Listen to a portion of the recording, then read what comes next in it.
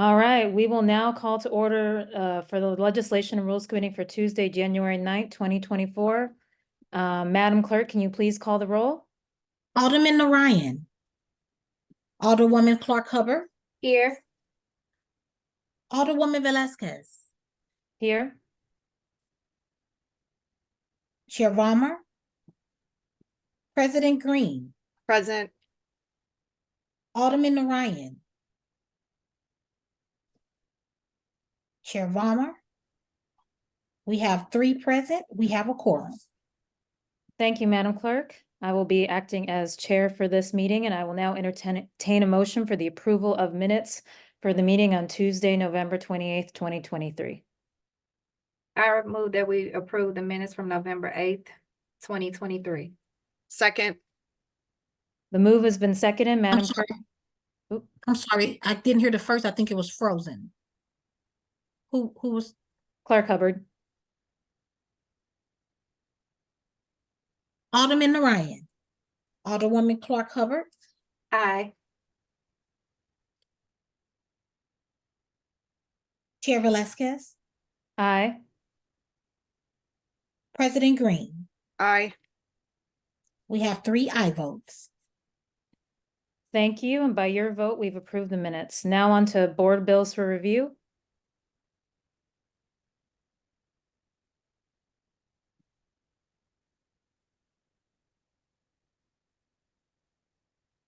Board bills for review?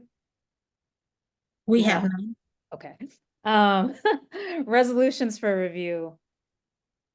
We have resolution number 137, introduced by Alderman Rasheen Aldrich. Now therefore be resolved by the Board of Aldermen of the City of St. Louis that we pause in our deliberations to call upon the President of the United States to work towards a ceasefire.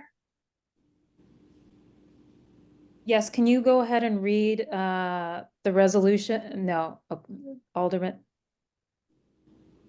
I have to adopt the committee, so I was waiting to be recognized to have the floor. You are recognized to have the floor. Thank you, Madam Chair, members of the committee. I move to adopt the committee substitute for Resolution 137. So moved. Second.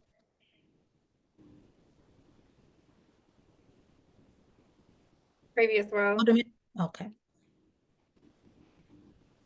Thank you. Madam Clerk, can you read the committee substitute for Resolution 137?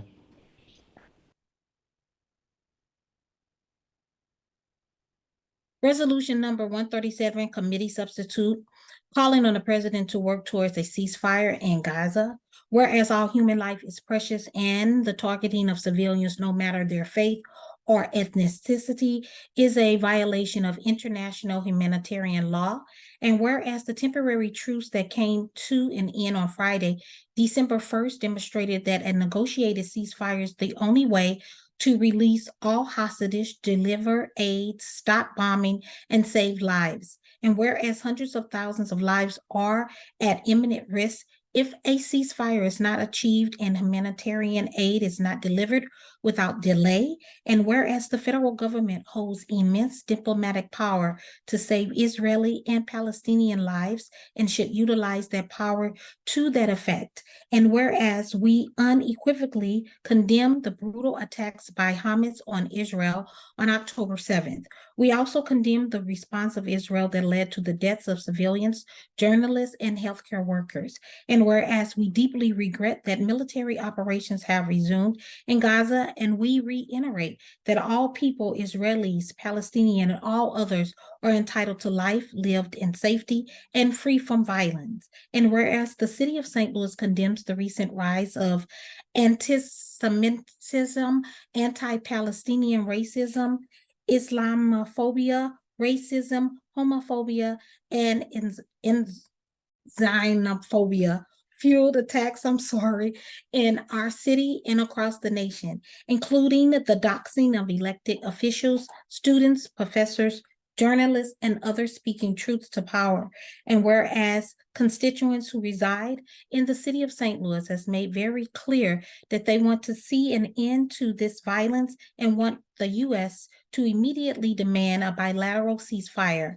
And whereas the ongoing conflict in Israel and Gaza has led to significant loss of life, immense humanitarian crises, and continued suffering for innocent civilians, including those with ties to St. Louis, and whereas Gaza is in a dire humanitarian crisis that it's getting worse with each passing day, with the only remaining hospitals running out of fuel and medical supplies, and millions of Palestinians facing displacement, homelessness, and starvation. And whereas international organizations like Amnesty International, the United Nations, the World Health Organization, the International Rescue Committee, and many others have made a call for a ceasefire in order to prevent the further loss of life of civilians and to be in accordance with international humanitarian law. And whereas we stand in urging the United States to act decisively by calling for an immediate bilateral ceasefire, echoing the strong and urgent plea of our community for peace. And now therefore be it resolved that the city of St. Louis supports members of Congress and the Biden administration to demand an immediate bilateral ceasefire release of all hostages and the unrestricted entry of humanitarian assistance into Gaza and the restoration of food, water, electricity, and medical supplies, respect for international law, and calls for a resolution that protects the security of all innocent civilians.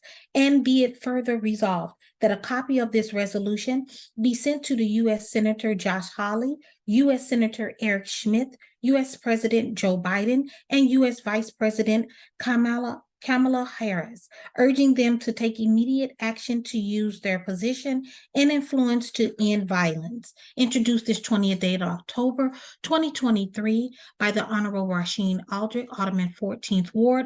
Co-sponsors the Honorable Megan Green, President, Board of Aldermen, the Honorable Shane Cohn, Alderman 3rd Ward, the Honorable Alicia Sanye, Alderman 7th Ward, adopted this 20th day of October 2023 as attested by. Thank you, Madam Clerk, for reading the resolution, and thank you again to the members of the committee for allowing me to present this resolution in front of this committee. This resolution was originally filed back in October 20th. And over the winter break, I wanted to take time to follow the process. A lot of members at our board felt like this needed to go through committee so it can be vetted properly. During that time and during that break, I wanted to do my due diligence. So I changed a lot of the language and brought a committee sub to try to be a lot more sensitive. As we currently know, the war that's happening right now is tearing a lot of people apart, especially not just overseas, but even back home. We know our city is very diverse. We have a large population of Palestinian residents as well as Jewish community members. So I didn't want to rush this and wanted to make sure that from the Board of Aldermen, we send a message to both our Jewish community as well as our Palestinian residents to let them know that we do care about them. We want peace as well. The situations that's been going on in the Middle East have just been extremely horrible. And with trying to be sensitive, I know over the last few weeks, I've worked with a lot of Palestinian advocates to make sure I get not just the language right, but also the details. This is a nuanced situation, not just for me, but with talking with them as well for their community, as well as talking with the Jewish community who has also helped craft some language in this resolution for them as well.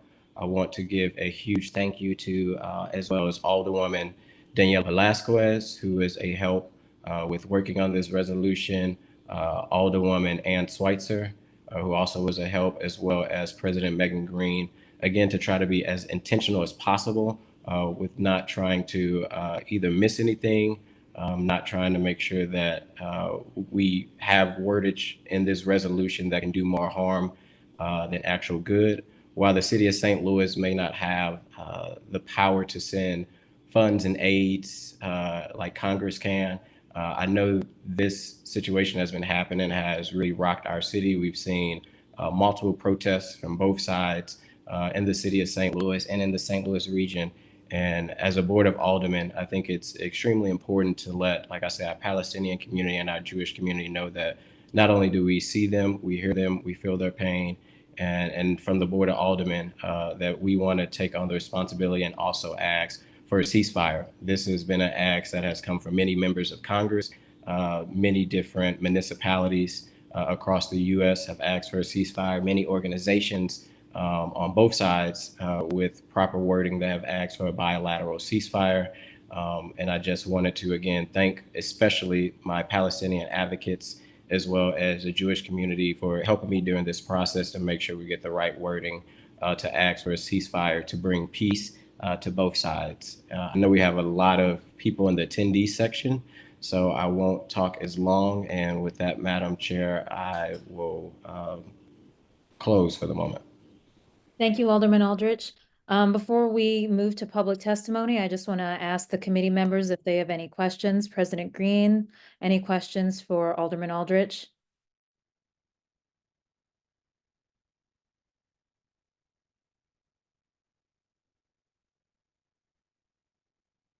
Questions from the committee members? Alderwoman Clark Hubbard, any questions for Alderman Aldrich?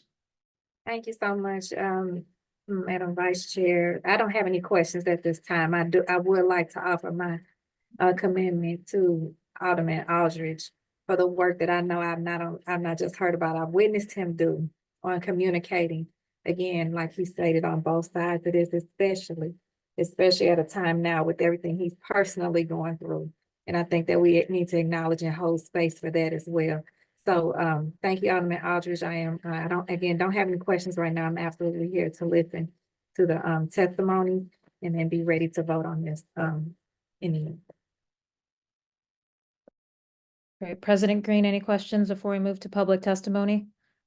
No questions. Just again, want to just uplift and appreciate Alderman Aldrich for the amount of work he's done over the break to, I think, really be inclusive of a variety of voices and perspectives. And I'm, more than anything, just really interested in hearing from community today. I know our inboxes and our phones have been blowing up asking for support for the ceasefire resolution.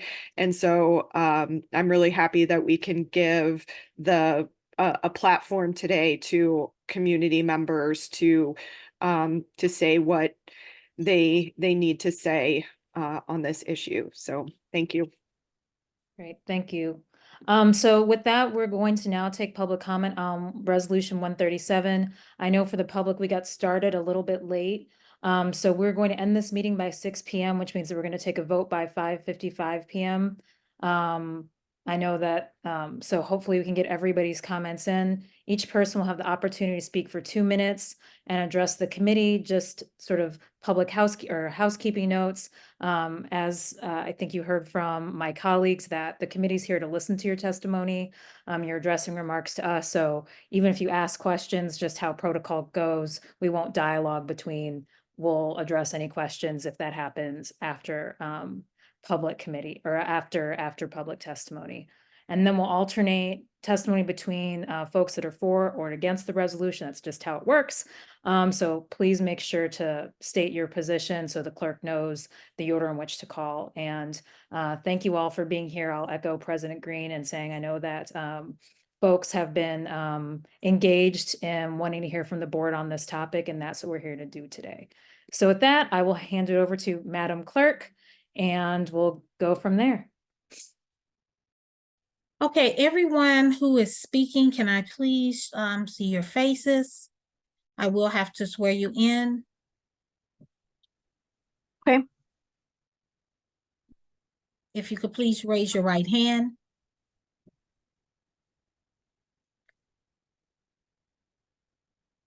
Do you affirm that the testimony that you are about to give in this cause is the truth, the whole truth, and nothing but the truth, so help you God? I do.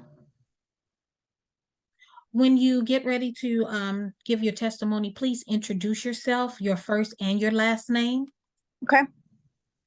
We will start off, I'm going to start with who I see first. So I'm going to start with Anna Ginsberg.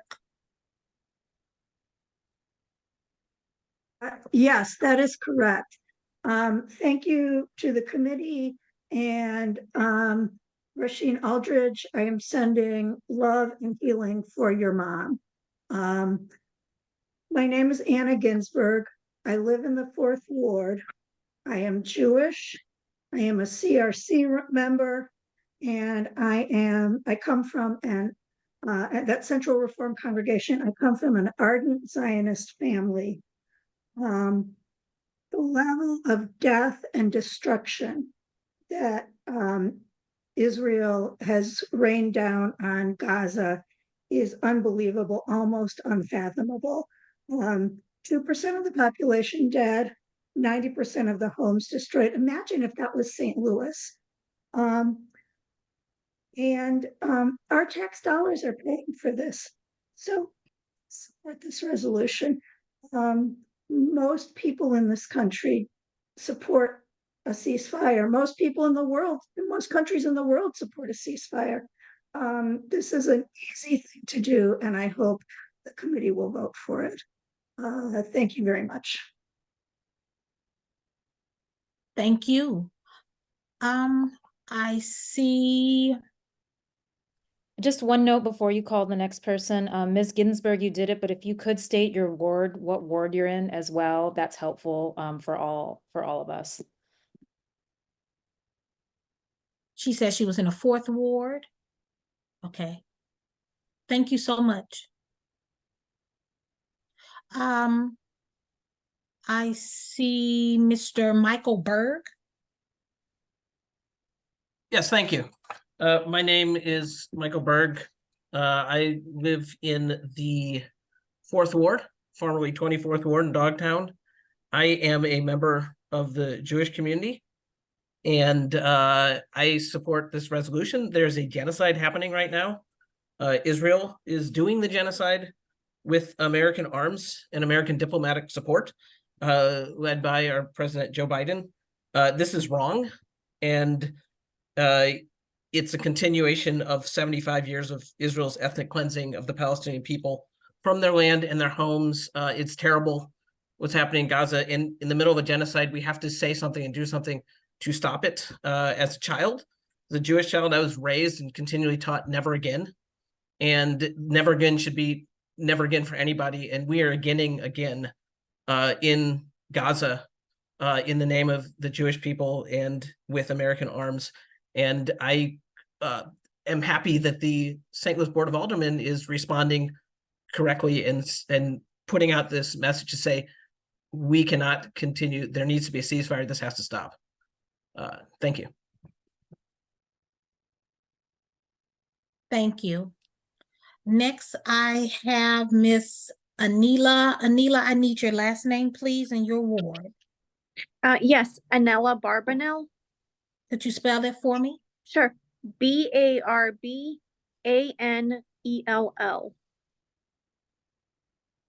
And your ward? I'm not, I'm in Beaver Mill, Tom, Alderman Tom. I'm not sure which ward that is. Oldenburg, 2nd Ward. Oh, thank you. Thank you.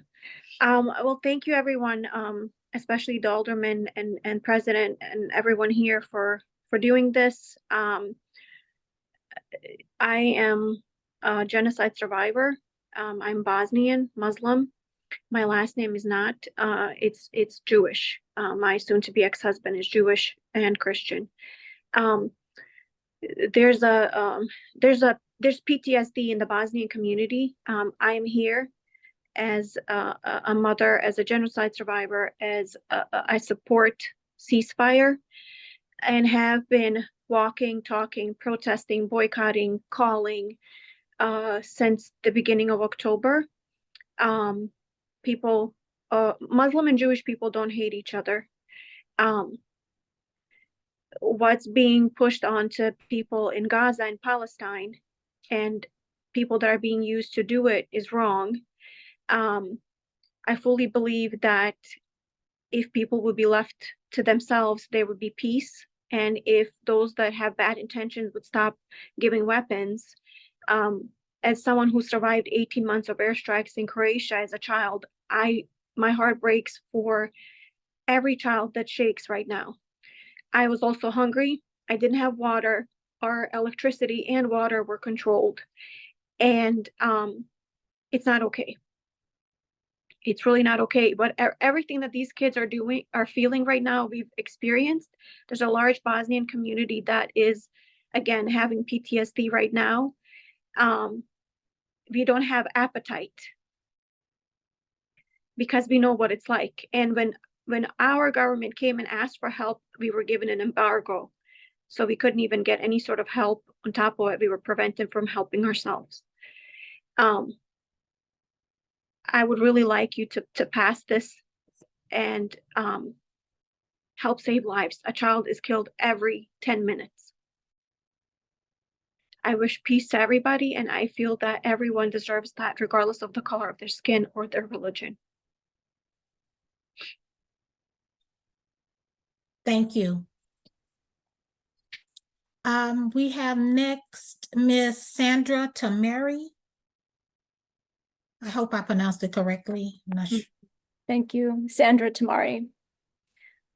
Thank you. I'm a Palestinian American who has called St. Louis home for over 20 years, formerly of Ward 7. I still attend church in Ward 8. I'm asking you to support this plea for a ceasefire. It's overwhelmingly supported by St. Louis residents. Many of us that are here today are grieving for our Palestinian friends and family who have been murdered during this genocide. And we're terrified for our family and friends who are continuing to struggle to survive in Gaza. I want to tell you about my friend Intima Abuhelu, who is a Palestinian student studying here at St. Louis University. I met Intima when she first came from Gaza in the fall of 2022 to begin her studies in global health. She's a brilliant, brilliant student. She came here to serve the Palestinian people, to improve her already amazing academic record. She's a dentist, and she wanted to learn more about how to impact the living conditions of people in Gaza, her family, her community. And on January 2nd this year, I woke up to a devastating WhatsApp message from Intima. She wrote, "My grandmother, 2 brothers with their wives and kids, and 4 of my uncles with their wives and kids were killed today. Her family was sheltering in tents in the cold in the south of Gaza, the area that Israel told Palestinians was the safe zone. This is just one example of how this is impacting the city of St. Louis. I have friends and family who write me daily, begging me for news of a ceasefire. Their families in Gaza are desperate for hope, a small glimmer of hope. And with this vote, you can offer them some light. I want to just say that this institution has made amazing choices in the past and has impacted international issues. In the 1980s, this institution passed a historic resolution introduced by the Honorable Terry Kennedy, denouncing South African apartheid. Cities across the country joined with St. Louis in demanding an end to the apartheid regime in South Africa and contributed to the international movement that brought an end to that unjust system. We have to have courage today to say that saving lives is not controversial, that ending hostilities is not controversial, and that St. Louis can be on the right side of history. And we are asking you to do everything you can to save lives. Thank you. Thank you so much.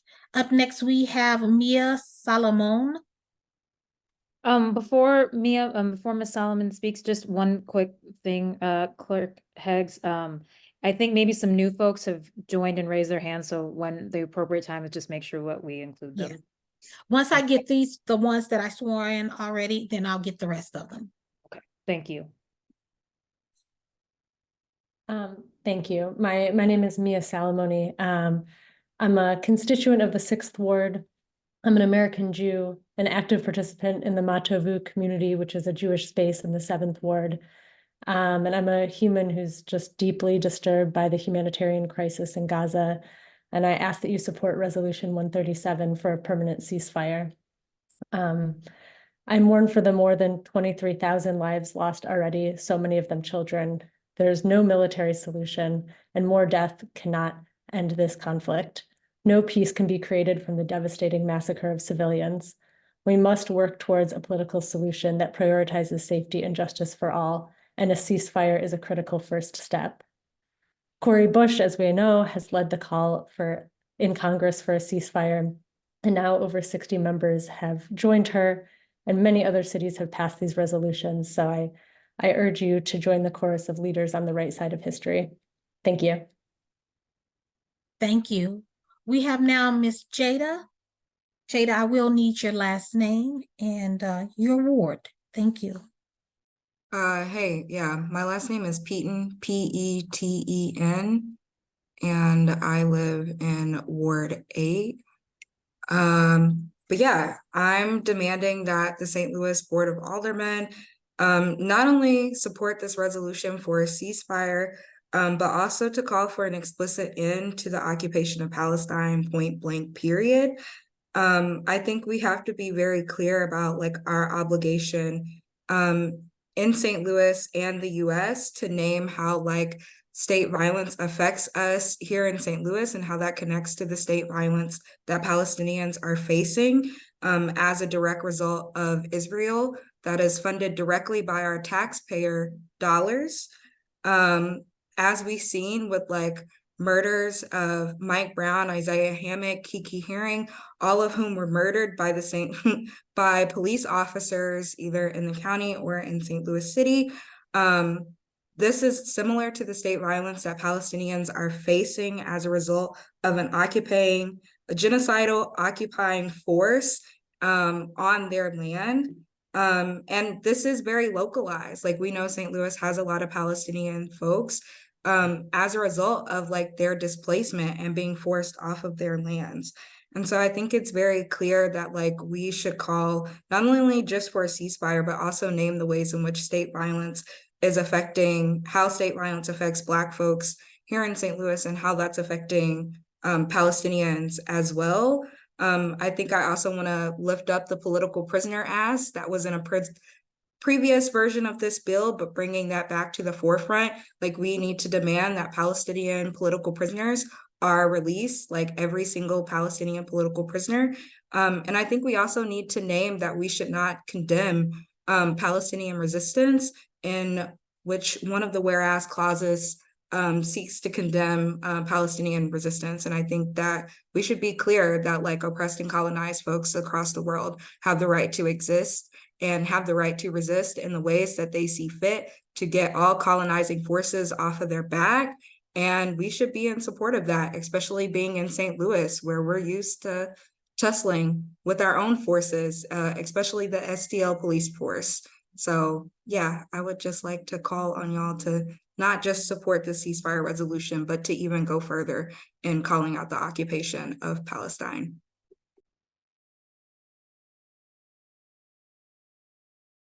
Thank you. Okay, I see we have, if everyone who's going to give a testimony, could I please see your faces, please? I have a few more that I'm pushing over, but for some reason they're not going.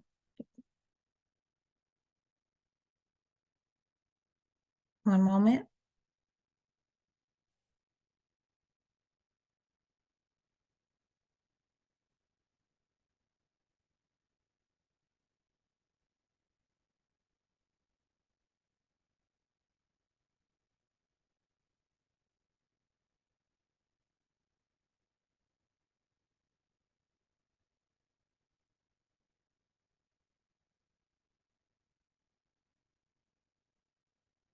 Okay. So everyone who's going to give a testimony, could you please raise your right hand? Do you affirm that the testimony you are about to give in this cause is the truth, the whole truth, and nothing but the truth, so help you God? I can't hear you. Yes. Yes. Yes. Hold on, God. Thank you. Yes. All right. So I'm going to start with Ala Abdelaziz. I'm sorry if I butchered your name. It's okay. If you could state your ward, your first and your last name and your ward. My name is Hala Abdelaziz, and I live in the Tower Grove South neighborhood in the 6th Ward in St. Louis City. Go ahead and give your testimony. Okay, I'm a Palestinian American architect, and I grew up between St. Louis and the West Bank in Palestine. I am pretty frustrated that in 2024, I still find myself pleading with my elected officials to side with humanity and endorse a ceasefire. Israel's killing of thousands of Palestinian men, women, and children is wrong. Israel's targeted killing of Palestinian doctors is wrong. Israel's targeted killing of Palestinian journalists is wrong. Innocent Palestinian civilians deserve life. And the only moral vote is a vote to support the ceasefire. And calling for a ceasefire is not revolutionary, it's not controversial. It is the bare minimum. As an architect, I have an obligation to protect the health, safety, and welfare of the public, and the intentional destruction of Gaza's built environment, the homes, the hospitals, the schools, and the civilian infrastructure by the Israeli military with US weapons and tax dollars will take years to rebuild. 1.9 million Palestinians have been displaced by this destruction, and it is heartbreaking that the Palestinian health, safety, and welfare is not protected by the international community. Our vote, again, a vote for a ceasefire is the bare minimum. Our elected officials should be investing US tax dollars in our own communities, not in Israel's murder of Palestinians. And I believe our elected officials have a moral obligation to choose humanity and must vote for a ceasefire resolution. Thank you for your time. Thank you. Next, we have Ms. Meg Cass. Could you state your name and your ward? Hello, I'm Meg Cass. I'm in Ward 2. Go ahead and give your testimony. You have 2 minutes. Thank you. Thank you. So I am a trans, queer, Jewish member of the St. Louis community. I'm also a fiction writer, a professor of English, and a reading series organizer. I want to make clear that passing this resolution is urgent and a local issue. When it comes to disrupting Israel's war crimes, everyone's voice matters. At the national level, our president is failing us, which makes it even more important that US cities speak out against Israel's war crimes against the Palestinian people, Israel's war crimes against Palestinian children, against over 100 journalists, against Palestinian poets and writers, against hospitals and medical workers, refugee camps and schools. Speaking out now at the local level matters for our city. As so many folks have already said, that we have a Palestinian community that is directly impacted, as well as for our Jewish community. As a Jewish person, I know that Israel's genocide makes Jews more unsafe because it makes all of us more unsafe. Violence does not stop violence, it multiplies it. As a Jew committed to treating all human life as precious, I say not in my name and support Resolution 137. Thank you. Thank you for your time, your testimony. We're going to move on now to, I see Aya Hamden.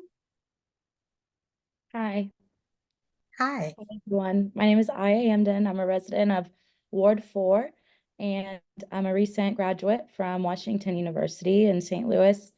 My parents immigrated here to St. Louis, of all places, from the West Bank of Palestine in the late 80s.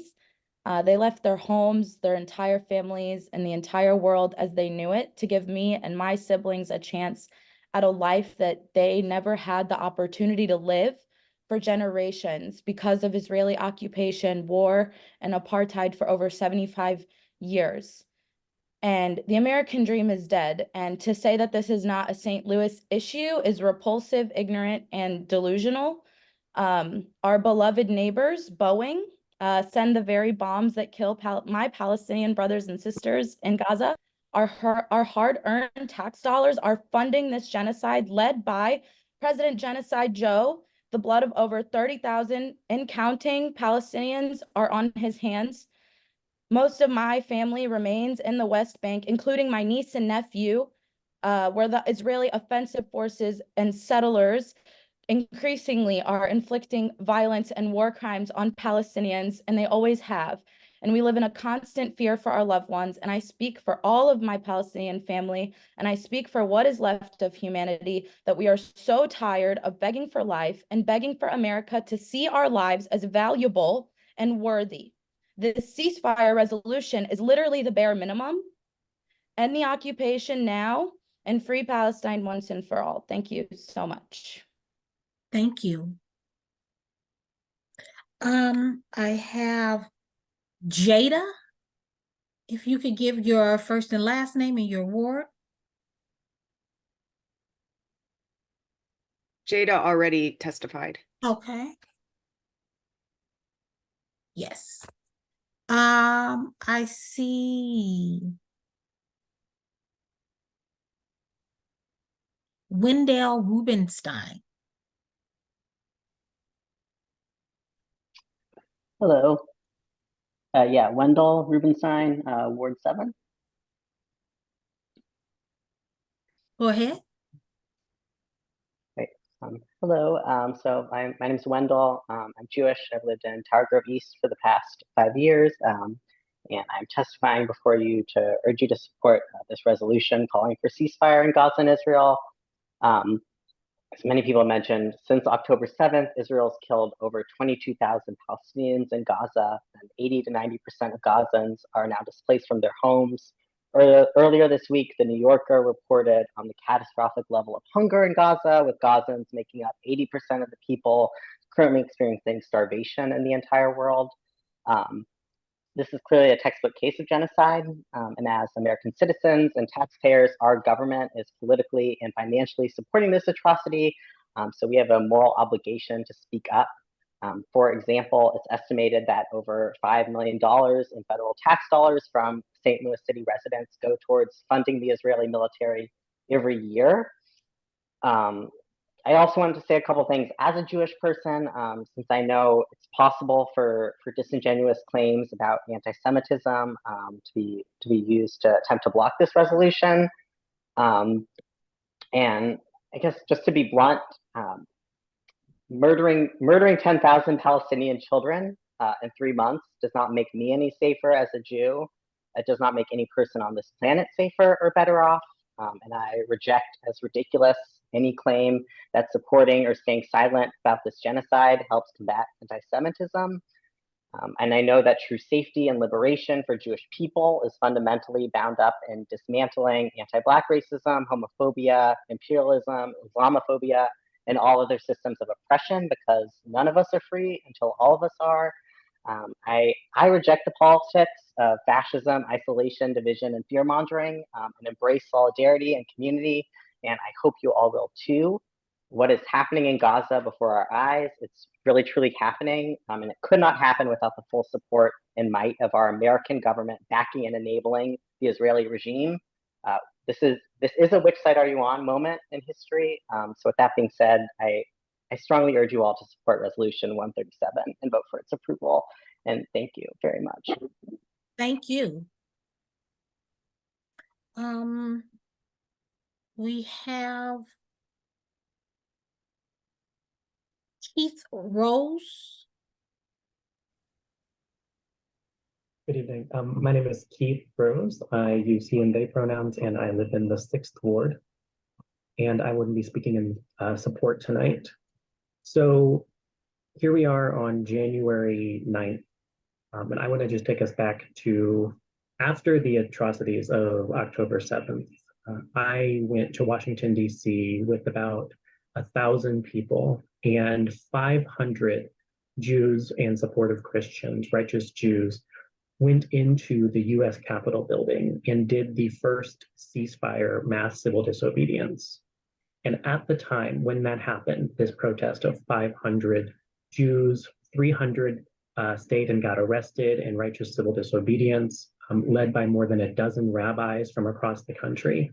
At the time, we thought that the ceasefire was imminent. We thought that there would be a ceasefire in the coming days. We were already planning out what to do next once that ceasefire happened. And it troubles me that here we are months later and still the bombs are dropping and still people are dying. And the fact that this resolution didn't pass last year is disturbing to me. The fact that it has taken the city so long to get to this process is very disappointing. The fact that we took a holiday break before doing this troubles me. And I want you all to understand the urgency of what it means when the deaths per day are as high as they are. And I encourage you to not put this off. I encourage you to pass this, and I encourage you to then go further into action. And I want to speak a little bit more about the connections to St. Louis. So I've heard multiple people say that this is not really a St. Louis issue. This is a national or international issue. I just want to point out that I don't know if people are very aware of this, but there is a company called ICL, Israel Chemicals Limited. They have a factory in Patch, down on Idaho. And at that factory, this company, they produce white phosphorus. That white phosphorus, owned by the Israeli Chemicals Limited, has been used in Gaza against civilians. They have committed war crimes with weapons created here in the city of St. Louis. And so for people to say that this is not a St. Louis issue is disturbing. Our taxes are being paid by the company that is actually creating the chemicals being dropped on children. White phosphorus eats away at the human skin and will slowly kill you with almost no solution. People die over the course of days and weeks, not moments. And that is happening because of what is happening here in the city of St. Louis. And so we have a moral obligation to act and say not only not in our name, but that we will not participate in these war crimes and in this genocide anymore. Thank you. Thank you. I see Mr. Shadow Rodriguez. Hi, thank you so much. Hi, so my name is Shadow Rodriguez. I live in Ward 1, Carondelet, and I'm also a co-director here at the Interfaith Committee on Latin America, IFCLA. I am an indigenous person, a Mexican person as well. And I want to be here to show solidarity to our Palestinian relatives and call for a ceasefire and hope that the Alder folks here support the resolution for a ceasefire. As an indigenous person, as a Latinx, we have a lot of similarities with our Palestinian relatives. We see a lot of parallels in our experiences and our journeys and the endeavors we do to try to fight for our autonomy, to try to fight for our well-being and for our livelihoods. And as an indigenous person, I speak pretty proudly with my whole chest representing the indigenous community, that the indigenous community of Greater St. Louis, the indigenous community of Missouri, indigenous community of Turtle Island, we welcome our Palestinian relatives. We stand in solidarity with our Palestinian relatives. And we have also heard the same thing, that this is a foreign issue, an international issue, that this is not a local issue to the city of St. Louis. Well, I'm a homeowner. I just moved to St. Louis. I just bought a home here in St. Louis. I came here partially for family, but partially because of the endeavors and the hopes I have of being part of a new community, a community I can be proud of.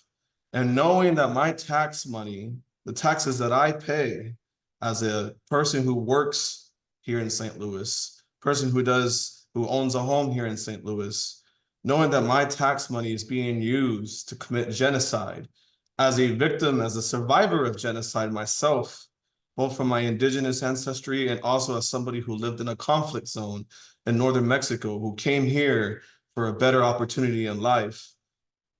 I'm disappointed to hear that. I'm disappointed to see this, and I'm disappointed for the lack of action. I think action needs to be taken now. I think the support for a resolution for ceasefire needs to be taken now. And we need to show solidarity for our Palestinian community that lives here in the greater St. Louis area, and specifically the city, and who are proud residents of the St. Louis city. How dare us disappoint them? How dare us not show up for them at this time that they need our support? So I hope going forward that our alder people can do what's right and and just be urgent about passing this resolution. I have met some of you. Some of you have even been in my office, and I have shaken your hands. So I'm here to personally hold you accountable and personally ask you to support this resolution for a ceasefire. Thank you so much. I have Cheryl Edelstein or Adelstein. I hope I pronounced it correctly.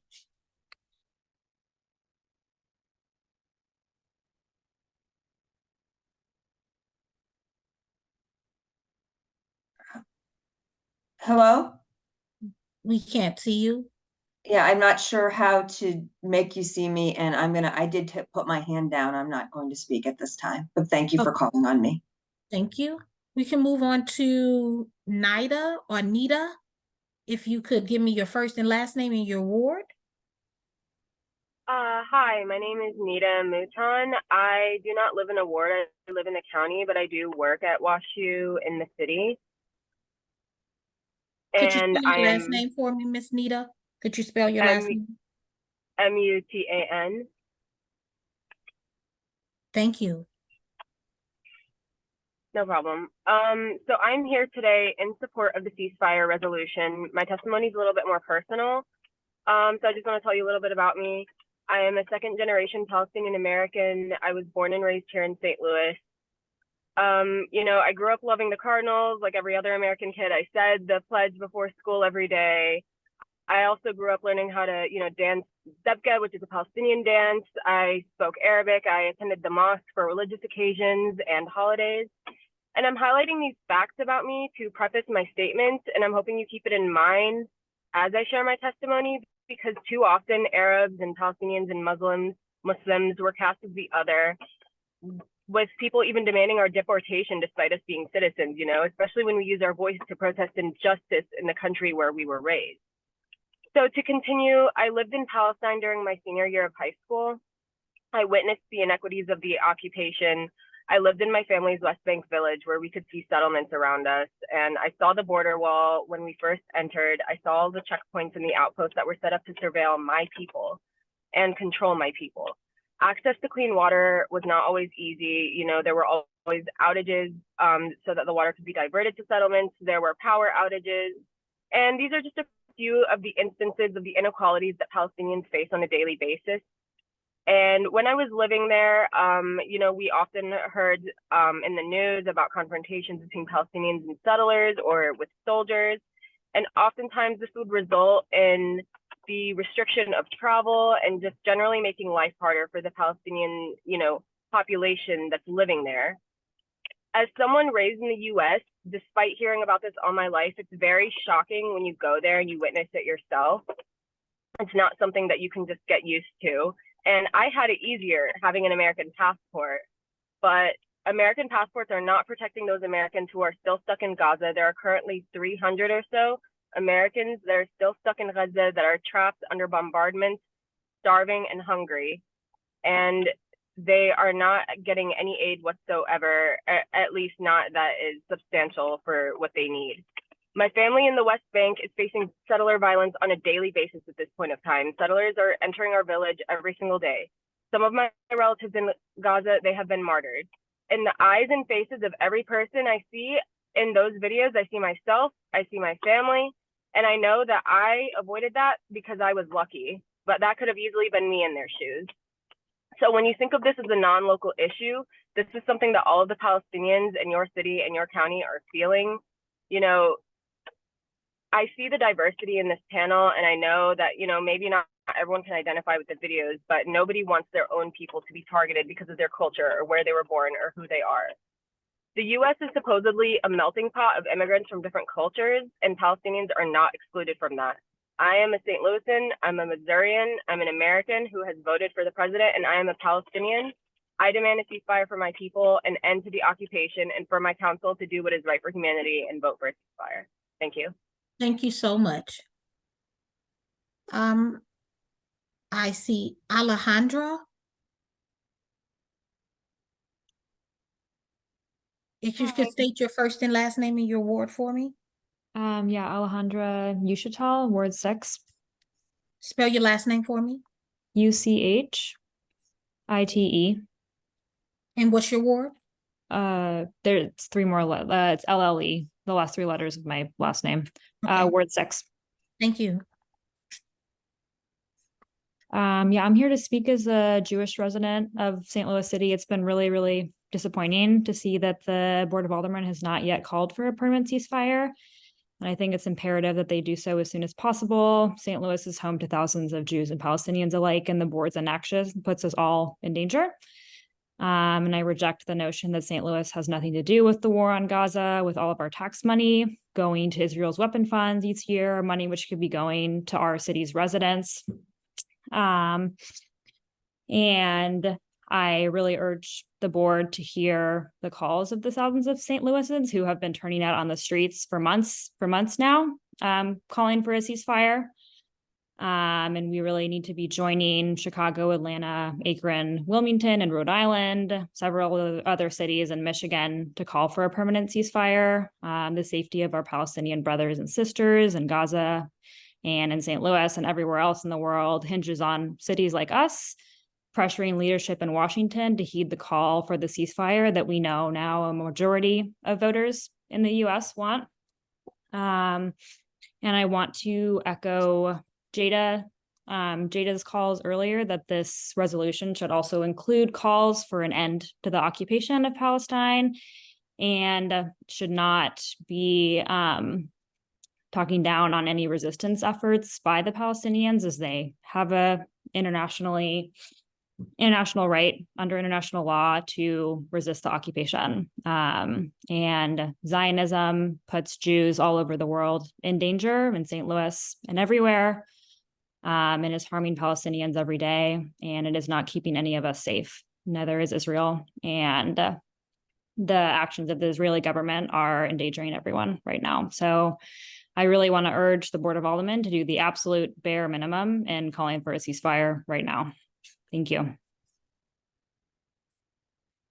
Thank you. I see Sasha Zimmel. Hello. Hello. My name is Sasha Zemmel, and I am a constituent of Ward 6, I believe. And I support the resolution for a ceasefire. Supported it 90 some days ago. I honestly feel like there's nothing really more to say that hasn't already been said, but I just want to echo the fact that I think it's a little funny to hear that people as educated as y'all are saying this is not a local issue. Like, come on, y'all know that it is, or that's just something you're saying. It kind of sounds like a cop-out to me. And I apologize, we don't want to criticize or, cause tension, but you've got to be feeling the tensions and the hurt from people in our community. And St. Louis is, yeah, we might be a small city and we don't think, but no, we're mighty. And we might be one of those cities, other cities are doing this. We might be one of those cities that just is the last domino to push it so the rest of them fall. So the rest of the whole world is already standing up for Palestine. How many more people need to die? How many more people need to speak up, tell a story, show you evidence? It just blows my mind that we are even having this conversation, that we have over 100 people in here waiting to just give their story. Like, you don't need to hear any more stories. Support the resolution. Thanks. Thank you. Next, we have Peter. If you could give your first, last name, and ward. Hi, can you hear me okay? Yes. Yeah, my name is Peter Kassees, that's Kassees, and I'm in Ward 6. Hello, everyone. I'm a Palestinian here in St. Louis, and I'm here to plead you to vote for the ceasefire resolution. Over the past 3 months, we have seen death beyond imagination. The Israeli attacks on Gaza have wreaked havoc on every aspect of their lives, from the very infrastructure that allows them to live to entire families being wiped off the map. It's very easy to brush this off as a foreign issue, as many have already said. But the fact of the matter is that this affects people in St. Louis, as many have already testified. There are many people here with family in Gaza who are suffering, who are living in fear day to day, not knowing if their family will live or die. A friend of mine came back one time with a list of 50 family members who had died. And this is not a truth that is isolated to just them. In fact, this is a truth that is universal to Palestinians. This is a pain that they have felt for years and years and years. It is a wound being reopened over the past 75 years and is being reopened for the world to see. It is imperative that we stand, St. Louis stands, for a ceasefire resolution, that they stand with a slew of other cities standing against genocide, standing for justice. As many have already said, including Aya and Jada and others, saying that this is the absolute bare minimum. It is not something that is controversial. It is a ceasefire. It is asking for the bombing to stop. It is asking for Palestinian children to live. In fact, I urge you to even push for more, to push for political prisoners to be released, to push for an end to the occupation, to push for an end to the siege in Gaza, and to push for divestment in St. Louis. I urge you to vote for Resolution 137. Thank you. Thank you. Mr. Jacob Barakowitz.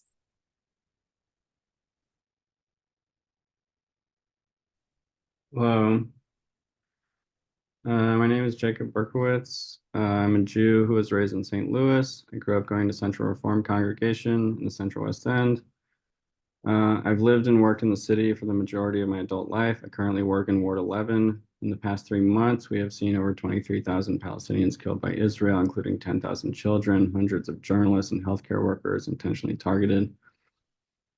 Israel is currently facing charges of genocide at the World Court brought about by South Africa, and there is no other way to describe what is happening. And as a Jew, I know that genocide must be stopped immediately. It's all of our duty to stand for the bare minimum in this time of calling for a lasting ceasefire. We must also recognize that this did not begin on October 7th, yet it is a moment in a lineage of violence enacted on Palestine by Israel with unwavering support of the United States, with our tax dollars, with bombs made here, including in St. Louis. I also want to speak to the idea that Israel and its supporters, including local Jewish organizations, claim to speak for all Jews. And I'm here to say that is not true. We are not a monolith, and there are more Jews who support a ceasefire and a free Palestine than those people want the world to see. Like, we're here, we're calling for it nationally, globally, in this city. And I truly hope that you pass this resolution to show up for the Palestinians who live in your city. Thanks. Thank you, Mr. Berkowitz. Could you give me your ward again? Ward 11. Thank you. We have Drew.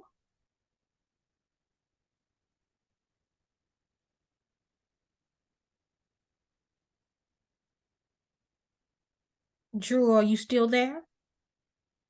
I'm here. Can you hear me? Yes, could you show your face and so you can give your testimony, your first and last name and your ward? Yeah, I'm working on that. Can you see me now? No, sir. I'm using my phone, so I haven't used Zoom in a while on this.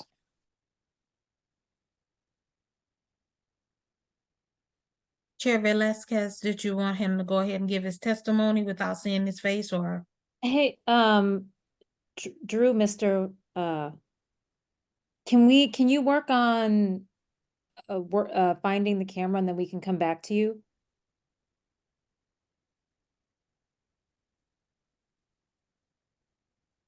Oh, there we go. We see you now.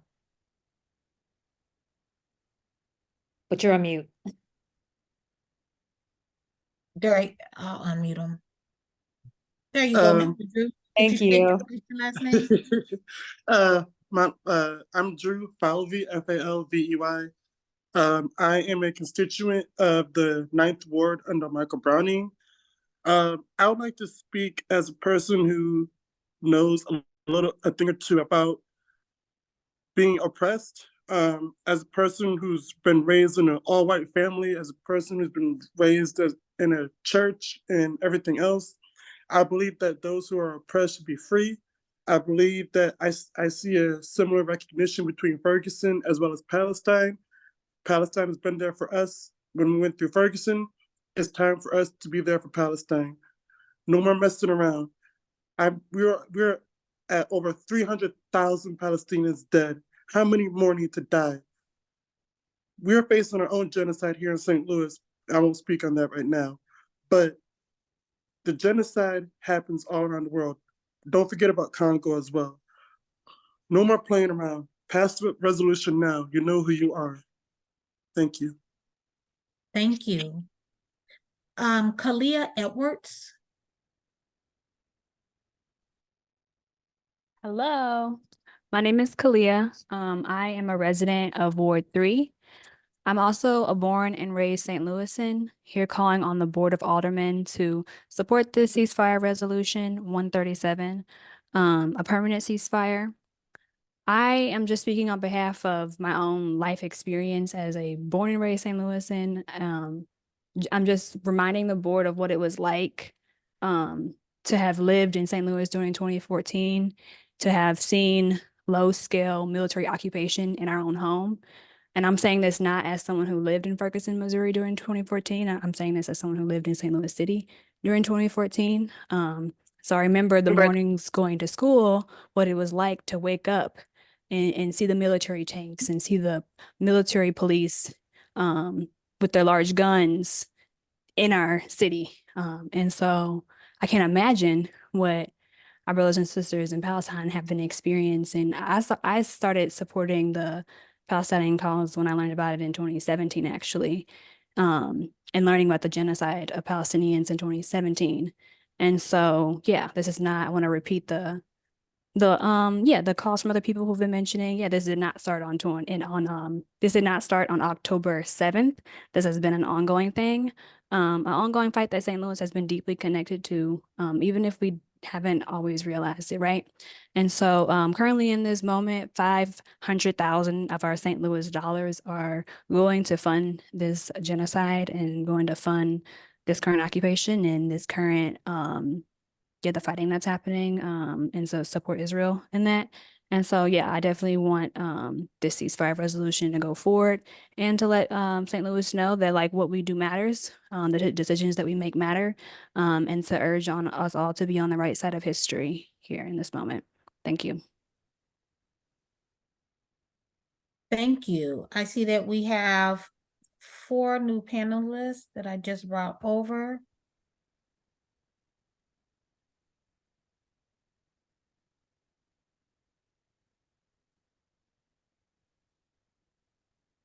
If you guys could show your faces.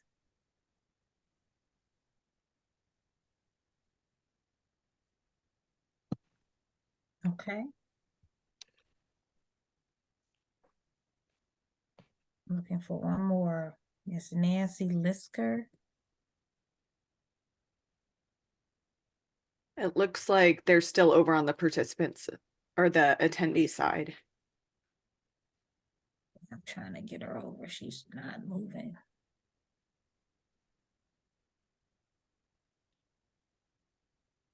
There she goes. Okay, if you guys could raise your right hand. I'm gonna take you all off mute, the ones that I can see. I'll mute you. Do you affirm that the testimony you are about to give in this cause is the truth, the whole truth, and nothing but the truth? I do. Thank you. We're going to start with Miss Brooke Becker. Hi, Brooke Becker, 4th Ward. I'm an American Jew. I've lived in St. Louis for the past 5 years now. I want to second what Jada's statement previously stated, that this is, and previous speakers, that this is the barest of minimums. This is not nearly far enough. This did not begin on October 7th. This began in 1948 with the murder and displacement of 750,000 Palestinians and millions more over the next 8 decades. I'd like to also emphasize that this could not be more of a local issue.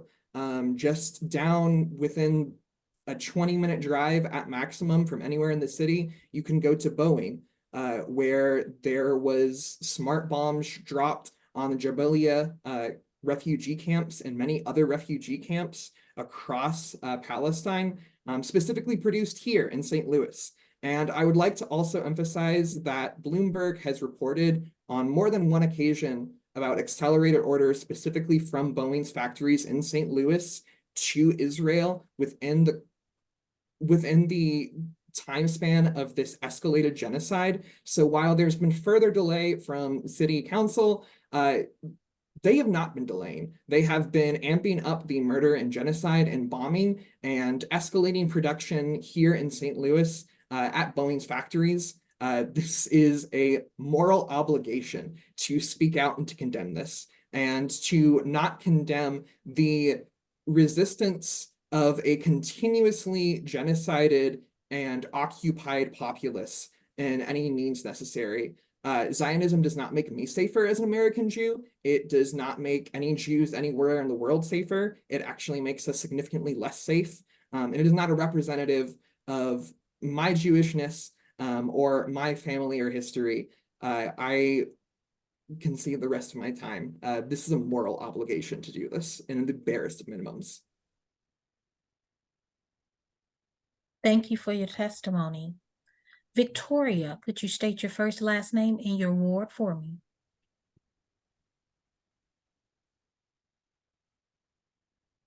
I'm sorry, we cannot hear you, Miss Victoria. Miss Victoria, we can't hear you. I'm unmuted. There you go. We can hear you now. Can you hear me now? Yes, first and last name and your ward, please. My name is Victoria Hughes. I am in Ward 3, I believe. I have been a St. Louis City resident for the last 9 years. I grew up in St. Charles, and I'll be, one of the first people to say that, like, I am newer to this issue and I was not as informed as I should have been, but it did not take long for me to come to the realization and understanding of, like, how awful this is and that a ceasefire is the only way. I am not a practicing Jew, but it is a Jewish person, but it is in my lineage and I have always been very proud of it. And the only thing that has made me ashamed of it is Israel committing genocide in the name of Jewish people. It's absolutely atrocious. And to see the amount of children alone that have been murdered is absolutely devastating. And to say that it's not a local issue is completely ignorant when our tax dollars are funding this, like many have said. And we have so many issues at home that money could be going towards. The amount of homeless people that are on my street alone that could use that money to help them just to get off the street is astounding. And sorry, I have I get shaky speaking in front of people, but that's another thing, is that this has been so awful that, like, this has drawn me to do this, and this is not like a normal thing for me, and it just has to stop. And I vote for, if I didn't say it before, that I'm definitely for this resolution. Thank you. Thank you for your testimony. Sarah Banara. Yes, hi, it's Sara Banura. I don't live in the city right now, but I used to work for Channel 4, and I worked in the city for years, and I told the stories of the city for years. And there's already so much has been said, but I want to bring attention to the conversation from that aspect. Just, I think it's very dangerous when we claim that something clearly we've already established, we fund, we support, right? To claim that it's not a local issue. And I want to share a little story just to tell you about the danger of language. When 2014, I'm originally from Palestine, born and raised. I'm Christian. We're a minority back home. And I moved here in 2013. In 2014, I lost my home for a little bit. I was unhoused for a while. And then this very nice elderly couple from this church I used to go to here in St. Louis decided to take me in. Okay, I'm in a different country, culture shock, that wasn't as comfortable and confident with the language. And this is 2014. And the war on Gaza had broke. Israel started attacking our people. And 2 weeks after moving in with them, they were watching the news and they were repeating what the anchorman was saying. He was saying, yes, kill all the Palestinian terrorists. And I'm there 3 feet next to him in the living room, living in their house, right? And they took me in because I'm a Christian from Bethlehem, the land of Jesus. My father is a pastor. They thought the world of me. They took me into their home and then they looked at people that looked like me on the TV. And they cheered on with the conversation, the narrative, the language, claiming that my people who have my skin color, my eye color, who speak my language, have my accent, are terrorists. And this is why you cannot claim this is not a local issue, because what you say, your people will repeat it, right? Where you stand, that's what your people are gonna, that's where they're gonna stand. If you think their elected officials think that we're terrorists and this is wrong, then when I go and visit with them and I eat with them and I walk and go to school with them, then I'm also a terrorist, and that's not okay. Working for the news in St. Louis City, I am very well aware of our problems with crime, with food, poverty. There is so much we need to be doing for our people. If it's not a local issue, then get it out of here, right? Stop funding it. Stop producing bombs that are contributing to the ethnic cleansing of my folks, my people. We are not less. And I mean, today's show of support, everybody's been pro the ceasefire resolution so far. Please, you're using your ears, we're using our voices. Please let it in and hear it and pass it. And we're wanting this to be just the first step for more work together with the city, with the Palestinian people, so that it doesn't take 3 months to negotiate and debate whether we're pro peace or not. Thank you. Thank you. I see Saida Conejo Zuniga. That's my LA. Okay. I see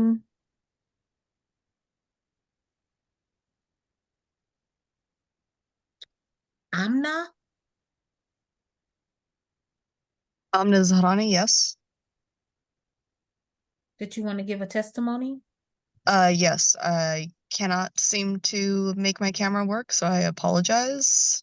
I can hop off the meeting and rejoin and ask to speak again if necessary. How did you want to do this, Chair Velasquez? If you wouldn't mind, and you could, just because we've been asking that of everybody. And if No, of course. I just wanted to clarify that before I jumped off. Thank you so much for giving me the opportunity. I'll rejoin. Absolutely. Thank you. Okay, it looks as if I see two more hands up in the attendees, but Nancy Lisker. She declined to speak, but I do see Benin that I did promote over.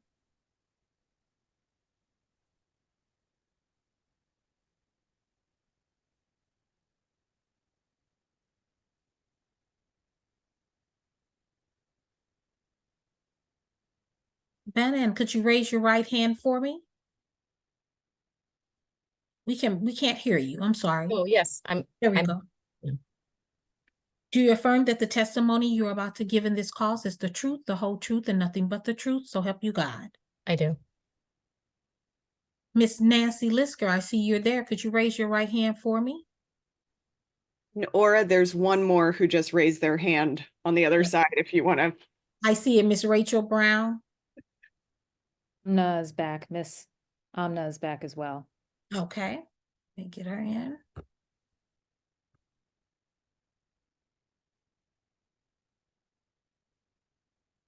Okay, so we see Miss Nancy Lisker, Rachel Brown, and Miss Amna. Is she there? Okay, we see you. Miss Amna, could you raise your right hand for me? So everybody raise their right hand. Do you affirm that the testimony you're about to give in this cause is the truth, the whole truth, and nothing but the truth? So help you God. Yes. Thank you. Thank you. So we can go ahead and start with Miss Bannon. Yes, hi. I'm Banan Eid. I'm a Palestinian American born and raised in the United States. The majority of my life has been spent in the St. Louis region, though I did spend a few teenage years in the Palestinian West Bank, and witnessed the occupation in action while I was there. I currently work at Washington University School of Medicine. I actually don't live in the in the city. But I wanted to just share a story. I do support a resolution for the for a ceasefire. I wanted to tell you about a young woman named Hadid who has a St. Louis connection. In 2008, she sustained a head injury. She was, I believe, 9 years old at the time, that required more extensive treatment than she could get in Gaza during the 2008-2009 aggressions by Israel against Gaza. In 2011, through an organization called Palestine, PCRF, which is Palestine Children's Relief Fund, Hadid came to a local Palestinian family in order to receive treatment for her injuries. Forgive me, I don't recall the details of her injury, but I do believe that it had her skull had been fractured, leaving her brain easily susceptible to injury. She received care from a local Palestinian surgeon at Cardinal Glennon through PCRF. And before her injury, before her surgery, she was afraid of doing so many things because it could easily lead, anything could easily lead to more severe injury. She couldn't do anything too physical because where others might get a bump on the head, her injuries could cause severe brain trauma and even death. It was a blessing that she could get the care and treatment that she received here in St. Louis. I think she really enjoyed her time here. Her host family made her feel really welcome, and the community, specifically the Palestinian American community here in St. Louis, supported her as much as we could. I remember trips to the zoo and a party celebrating her birthday. In 2011, she turned 14. When she returned to Gaza, she kept in touch via Facebook and Instagram, but not as much as we would have liked to have kept in touch. We saw her graduate high school and college, and she lived through several more Israeli attacks during the teens. She posted regularly before October, updating us on life in Gaza. I remember a lot of pictures of tea and cookies and other food posts. But in October, her posts became prayers and updates such as, "God, we ask you to get us out of this war in peace. God, the heart can no longer bear this. Stop this war. No water, no electricity, no internet, no food." And then her last message was on October 27th, which translates to, "Prayer is a commandment between us, and we will meet in the gardens of eternity." I just pray she's alive, but when you see the images coming out of Gaza, it's difficult to stay optimistic. Hadid's birthday was just last month, and I hope she turned 26. And I ask you to pass the ceasefire resolution, and I just hope it's not too late for Hadid. Thank you for giving me the time to tell her story. Thank you for your testimony. Ms. Rachel Brown. Hi, everyone. My name's Rachel Brown, and I'm here today to express my support for Resolution 137. I'm testifying both as a St. Louis City resident and also as a Jew deeply horrified by the ongoing genocide in Gaza. Like many others in this meeting, I stand in solidarity with Palestinians in our community who've been made to watch family, friends, and communities subjected to unimaginable violence over the last 90 days, facing bombs manufactured by a company based in St. Louis. With a death toll over 23,000 and as a city that gives more than $5 million in tax dollars to Israel annually, this is indeed a local issue concerning us all. Organizations across St. Louis, too numerous to name, have all come together to support Cori Bush in her calls for a ceasefire, which is indicative of the moral standing and the opinions of your constituents. Local city governments have also long played a crucial role in turning the tide in the face of global injustice and standing on the right side of history, from the movement to end apartheid in South Africa, including the St. Louis Coalition Against Apartheid in the 1980s, to resistance to the Vietnam War and the war in Iraq. Many politicians with strategic interests in the Middle East have weaponized the historic deaths of Jews as a way to justify Israeli colonialism and violence. Every day, this language is used to hush regular citizens who morally object to these atrocities, telling them it's not their issue, or it isn't local enough, or it doesn't apply to them. This is a sinister way of using Jews' names against our will, one we wholeheartedly reject. Our generation knows that Israel is not the solution to anti-Semitism, that a ceasefire is a bare minimum, that calls for an end to the occupation and a free Palestine are not radical, but basic. Thank you for your time and for standing on the right side of history. Thank you for your testimony. Ms. Brown, can you tell me what ward you're in? Yes, I'm in Ward 7. Thank you. Ms. Amna Alzarani?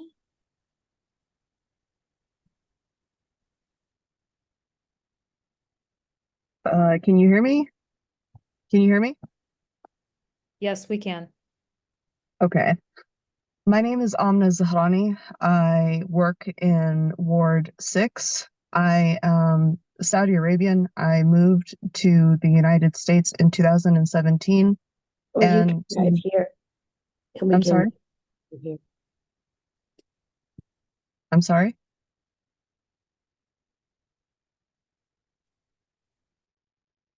Can you hear me?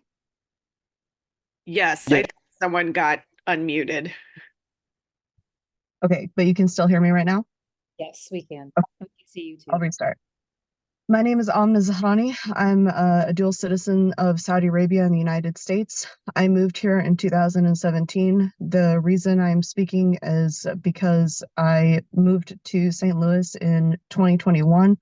My job is to work in different communities and different aspects, and to see children in food pantries with their parents as they stand in line to get food is something that was absolutely horrifying.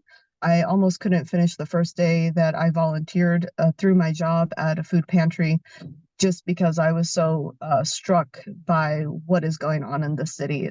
And to claim that this doesn't affect our community is very strange to me, since that $5 million that is sent from the tax money that is taken out of my check every 2 weeks from work that I put in 40 hours or more every week doesn't make very much sense to me. So I'm here to say that I'm not sure if you guys work in the city food pantries and see what happens there, but it is a local issue, and it directly affects the people in your wards. And as many have said in their testimonies, they come from Palestine. They grew up there. They have family there. They are being directly affected by this. People that are under your care, people that you are supposed to represent, are directly affected by this. So again, I'm not sure how this isn't a local issue, since it's our money that is being sent over there to fund this, since it's our people that are directly being affected by this, whether it be their families in Gaza that are dying every day, or it be the people that could have benefited from the money that is being sent over there to fund a genocide and ethnic cleansing of the population. To wait on a ceasefire is another horrifying issue for me, since every day that a ceasefire is not called for, an absolute minimum of 100 children are killed, are murdered every single day. An example of this is a child that didn't even reach 6 months old that survived one bombing and then moved to another safe designation and lost her family in another bombing, was moved to a hospital, and then was bombed again. 3 times she survived bombings. I do not have an update on this child. I do not know if she survived after that or not. Another example is a 13-year-old child that had lost her family members and then lost her limb and was in a hospital being taken care of when an Israeli missile was targeted into the hospital and into her room, and she died of impact. Every day that a ceasefire is not called, another 100 children, again, minimum, since we do not actually know the accurate numbers, since they have lost communications with the North and telecommunications have been cut off a minimum of 6 times, with the Palestinians struggling to bring it back up each and every single time, with them trying to rely on us buying eSIMs and sending it to their email so that way they could just get their voices out,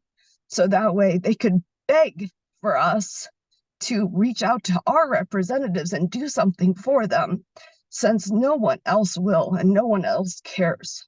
So we are here to beg you.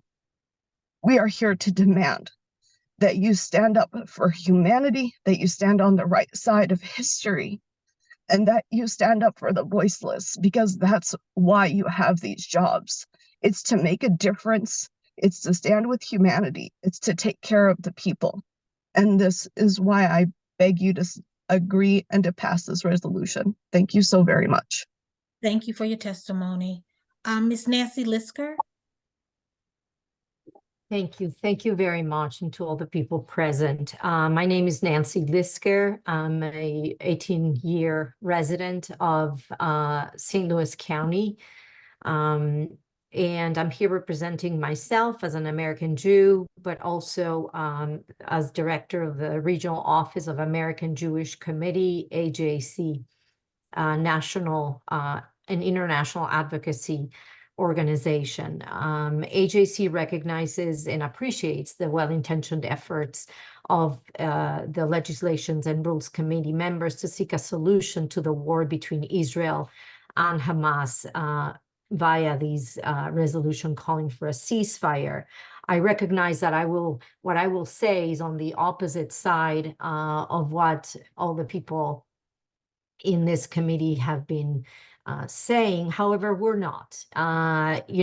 We also have to agree that there are two sides to every conflict. This is a very complicated conflict, a long-standing conflict, and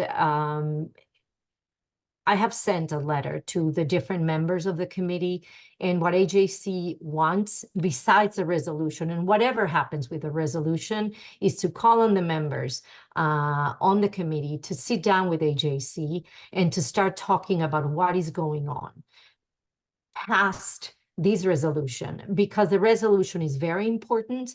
However, factual information needs to be discussed. I have to say that as a woman and as a Jew, as an American, I am disappointed that none of the people today that have given testimony have made mention of the fact that it was Hamas, a recognized terrorist organization by the United States, by multiple governments of any party of the United States, is a terrorist organization whose founding charter calls for the destruction of the state of Israel and of any residents of the state of Israel, be they Jewish or not. So no mention of that. Also no mention by any person who testified today of the fact that there was a long-standing ceasefire that was broken by Hamas on October 6th. And by the breaking of that ceasefire on October 7th, the day when the atrocities by Hamas began. I'm very, very disappointed that as a woman, that nobody mentioned the monstrous rapes and sexual crimes against civilian girls, women, and men that now amount, per United Nations rapporteurs, they amount to crimes against humanity. Women and girls who were shot in the genitals, who were done brutality never seen before in the history of the world. Nobody has been mentioning what happened on October 7th. And then the ensuing capture of 240 civilians who were peace-loving civilians who live in southern Israel, 120 of which remain in captivity in Gaza. Nobody mentions that. They range in ages from 7 months to 85 years of age. 120 people who haven't even been visited by the Red Cross. We don't know where they are. We don't know who they are. And so I want to reiterate, AJC and the Jewish people in general abhor the loss of life on any side, but our longstanding commitment to a durable two-state solution, and I'll end by this, is that the only realistic solution to the Israeli-Palestinian conflict, and to be achieved, it must be established through direct bilateral negotiations between the parties themselves. The goal should be two states living side by side in peace and security. There isn't one without the other. So I urge again to the members of the Rules and Regulations and invite Alderman Rasheen Aldridge and Alderwoman Megan Green and everybody to sit down with us and to have a conversation. We will not agree on everything, but we have to move this forward beyond this resolution. Thank you. Thank you. We now have, it looks like,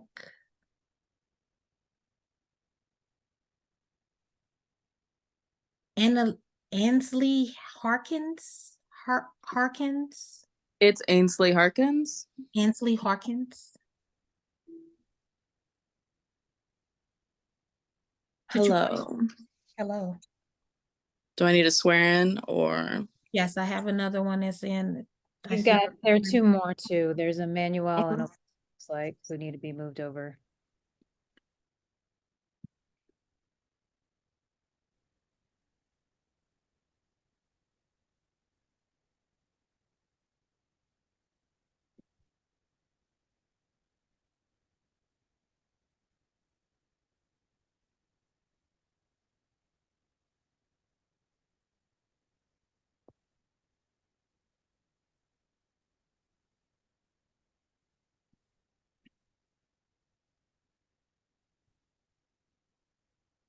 Okay, we see a list that's asking to be promoted over, but she's not accepting, so I'm not sure what's going on. She declined. Okay, so the ones that we do have here, if you could raise your right hand. I'm gonna turn you off of mute. Raise your right hand for me. Naveen Ashias, can we see your face? Thank you. Yes, hello. Okay. Do you affirm that the testimony you're about to give in this cause is the truth, the whole truth, and nothing but the truth? So help you God. I do. Yes, I do. Thank you. So we're going to go ahead and we're going to start with Ms. Ansley Harkins. Yes. First of all, I think it's very bold to get on a Zoom in City Hall after how many days and 20,000 civilian deaths, maybe 30,000 civilian deaths, and bring it back to crimes about rape when it's known for many, many years that this occupation was established through means of genocide, through rape, through the rape of Palestinian women. And to come here and say, you are a woman, so you do not feel seen. I want to question what you feel seen in seeing Palestinian women being hurt, but I obviously know that you do not see Palestinian women as women and you do not care about these people. So I don't really want to address you, but I think it's disgusting that you would come on and just throw that around.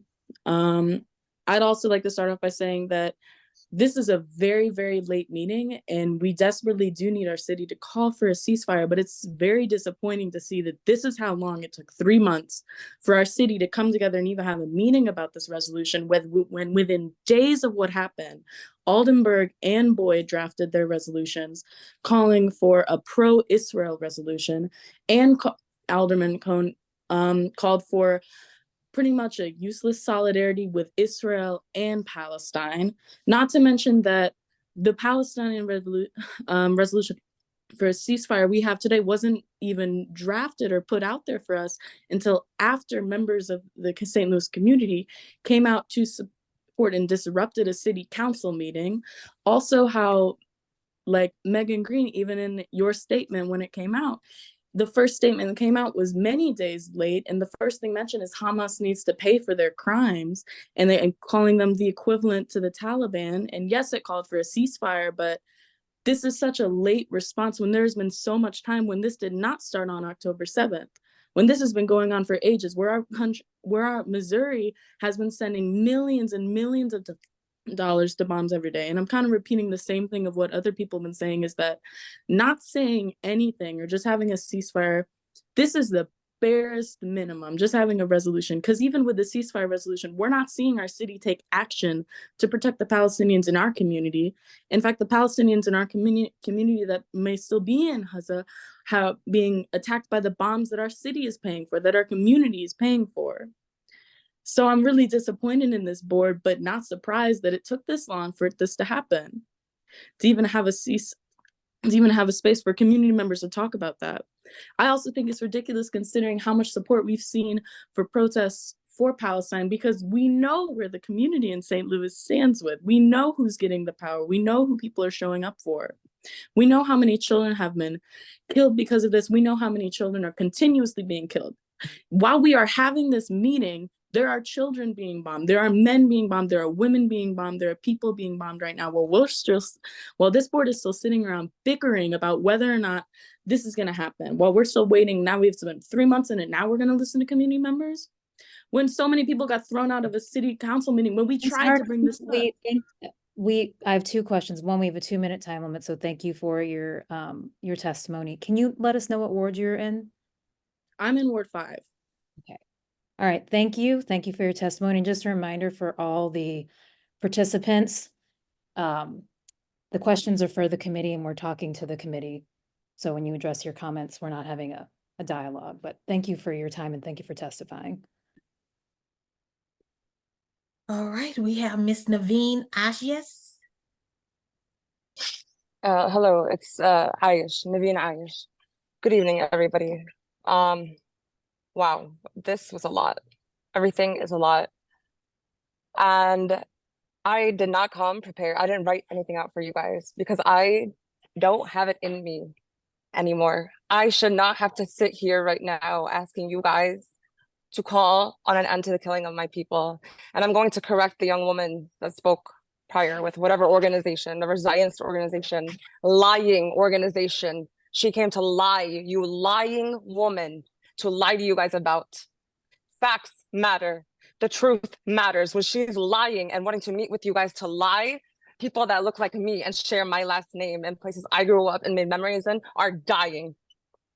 She wants to manipulate the truth. History began before October 7th. And that's something you guys need to know and she needs to know. This is a place she and everybody you guys meet with will never live in, will never reside in. It's Wakanda to them, a vacation home. As they're slaughtering my people and continuing to slaughter them. They want to slaughter Gaza so they can move into it. Okay? The hostages that have been released, go listen to what they had to say. Israeli women were not raped. And if I'm wrong, take what you guys want, and I can apologize about it. But there has not been one credible source. Not one, even the one person that came forward and said she was a witness was not even there. Facts matter. That all matters. And then it's not up to you guys, any of you guys, to decide the solution and the resolution and the future of my people. But it is up to you guys. You do have a civic duty to call it a ceasefire because it is our tax dollars funding these atrocities. And you guys are progressive on every other thing in the world except for Palestine. And I'm sick of it. And I'm sick of being nice about it. I'm sick of it. I have lost my mind at this point. Like, I don't eat, I don't sleep. My whole life has been affected. While they want to meet in their suits with you guys over meetings and coffee and whatever freaking fundraisers they want to host you guys, my people are dying. And I'm sorry for the informalities. I'm tired of being politically correct. I'm tired of it. And actually I'm not sorry. Israel's wars on children. The children of Palestine are dying right now, and they're becoming orphans. Thank you, Ms. Ayesh. We're 2 minutes. We're past 2 minutes. Thank you. Thank you. Could you tell me what ward you're in, Miss Naveen? You know what? I used to live in the city. I'm sorry, I don't live in the city anymore, but I'll tell you guys this, there's not a ward in your city that is not full of Palestinians that own businesses and contribute to the city and to Thank the better you. of this city. Thank you. Mr. Emmanuel Taruna and Miss Elisa, and I think Dura Masin, could you raise your right hand for me?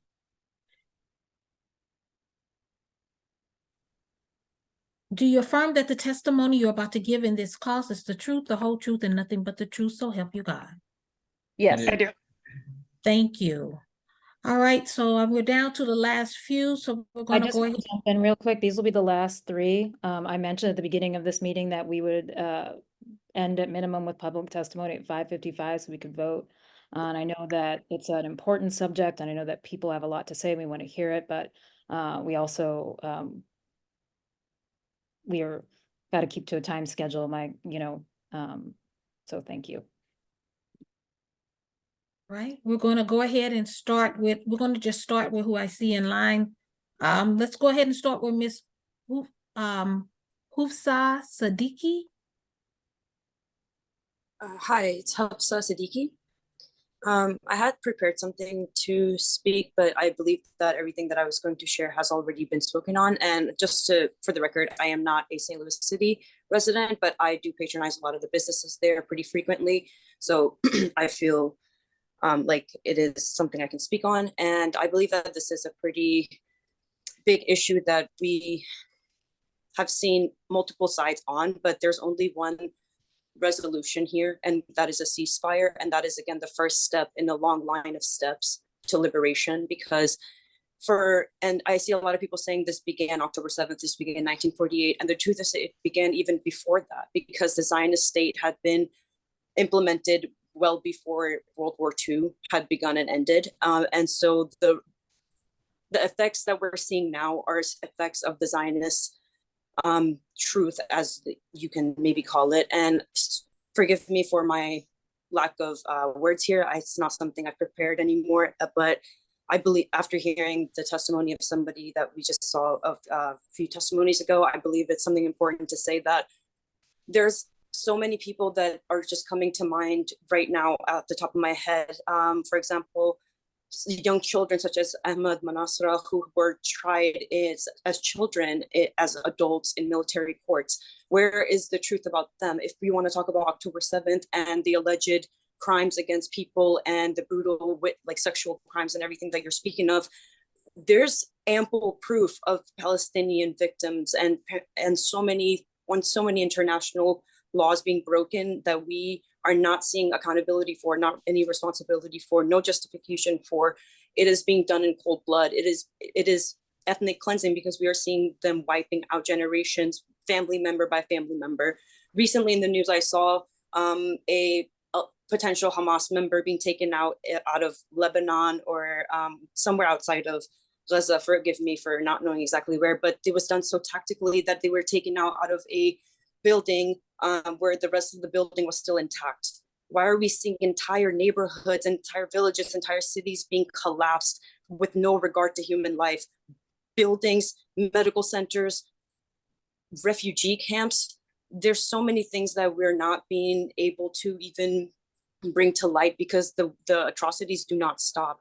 And I think a lot of us are being frustrated and angry, having to fight for us to agree that this is a genocide worth stopping, that this is a crime worth stopping. Ms. Husa, thank you for your testimony. Thank you. That is your time. Thank you. Thank you. Okay, we're going to move on to Mr. Emmanuel Taruni. Could you please state your first and last name and your ward? Emmanuel Taranu, I'm in Ward 5. Thank you for hearing my testimony. I'm extremely grateful for all of the work and organizing that's been done in St. Louis around the country and around the world for this issue.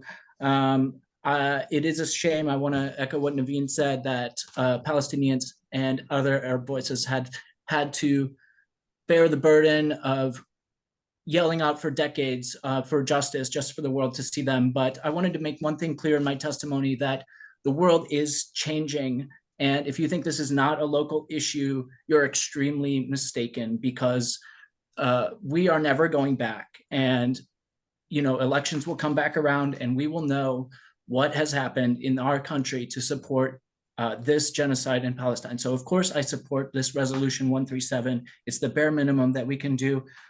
You will hear Zionists and Zionist sympathizers come on here and in other channels, and they will be spreading lies, talking about this racist dog whistling.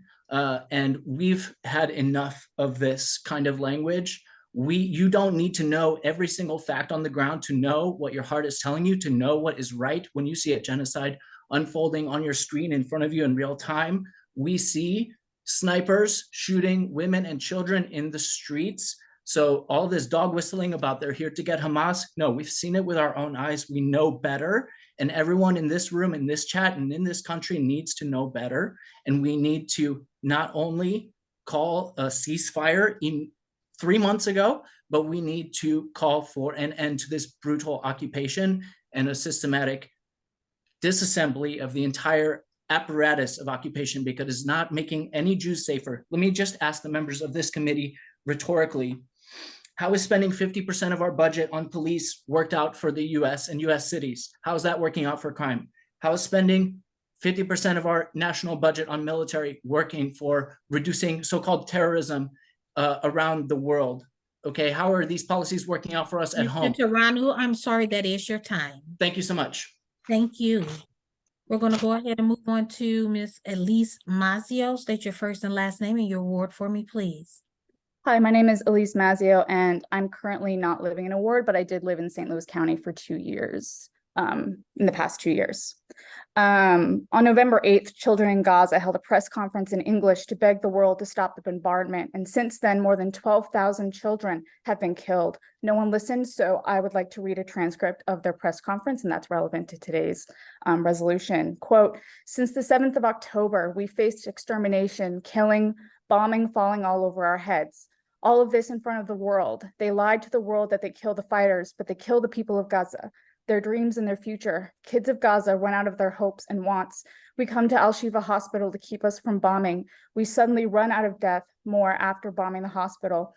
The occupation is starving us. We don't find water, food, and we drink the unusable water. We come now to shout and invite you to protect us. We want to live. We want peace. We want to judge the killers of children. We want medicine, food, and education, and we want to live as the other children live." End quote. I just want you to listen to these children and listen to Palestinians. Use this resolution to call for a ceasefire, the divestment from the genocide and the occupation. We must call for the release of Palestinian political prisoners, and we must use our power and our voices to support those who are crying out for help. Thank you. That's it. Thank you. Last, we have Mr. Dora Mosing. Hello, I would like to thank you guys, and I know I'm going to keep it short. As we sit in a country built off the backs of slaves and the genocide of Native Americans, we need to recognize our responsibility to call what is occurring in Palestine what it is. It's a genocide. As a healthcare professional, I'm very sickened and deeply distraught by seeing the atrocities I'm witnessing occurring to the innocent civilians and the medical systems in Gaza, and occurring to all of occupied Palestine territories. When Israel is able to take away food, water, and aid, and then furthering not allowing aid to enter Gaza, it's obvious what Israel's goal is. And so when doctors and their families who are targeted are operating without any medications, anesthesia, pain medications, antibiotics, etc., we need to recognize where we stand. Do we want to stand on the right side of history? Freedom of speech is labeled as free speech only when speech is pro the oppressor. Sadly, freedom of speech for the oppressed and marginalized is censored, illegitimate, and threatened by jail, fines, just complete censorship. So for that reason, and for all the other reasons that the other constituents did obviously point out, I do want to put my support out for the resolution. I am also a St. Louis County resident. And I don't know which ward I'm in, but it's Chesterfield. Thank you for your testimony. Thank you. And I want to thank everybody who's participated today. As you know, it's nearing 6 o'clock, so I'm going to conclude the public testimony portion of this meeting. I will drop the clerk's email address in the chat. So if anybody wants to send over additional testimony in the official testimony of record, I would recommend emailing the clerk, as well as any other older people you'd like to include, those of us on the committee, those of us who in different wards, to share your testimony. With that, I know we have a few colleagues on this call. I promise to get you all out of here by 6. I know we're going to be a little bit late, but I would like to see if any of the other colleagues from the board who are not on this committee, I will go in what I think I have the order of seniority in. If they would like to comment, I would ask them to keep it brief so we can go ahead and vote. But Alderman Cone, I see you on the line. Do you have questions, comments, anything you'd like to say? Thank you, Madam Chair, for recognizing me and others that might not be on the committee. I appreciate that. It's been a lot to take in this afternoon, this evening.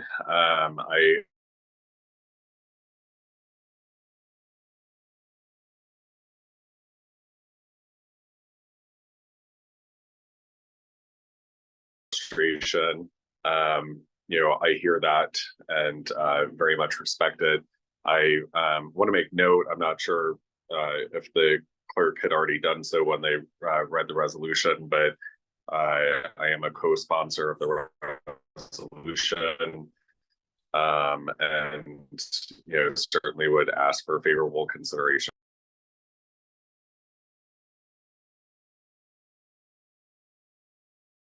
Thank you, Alderman Cone. I'm going to move on to Alderwoman Boyd.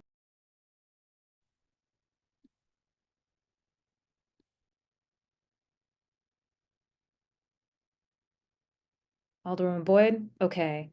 Alderwoman Saulnier. Thank you.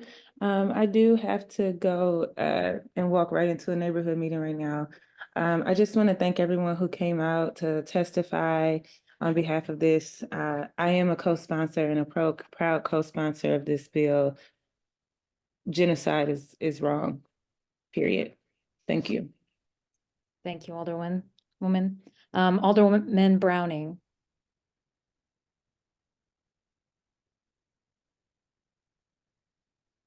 Okay, with that, I will I will entertain a motion to adopt resolution. Sorry. Alderwoman, could committee members say a couple of words before we Yes. pass it? What order would you like to go in? I'll go with order of seniority. So you first. Okay. I think I'm first then. I first, quickly, I know that folks have some places they need to get to, but I do want to really thank all the members of the public who today. This was very heavy, and I want you to know that no person, no group should ever have to petition their government to recognize their humanity. And that I'm a co-sponsor on this. I want to thank Alderman Aldridge for his work on this, and that those of us in local elected leadership, we are the folks who are often closest to the people. And our role is to push our state and federal colleagues.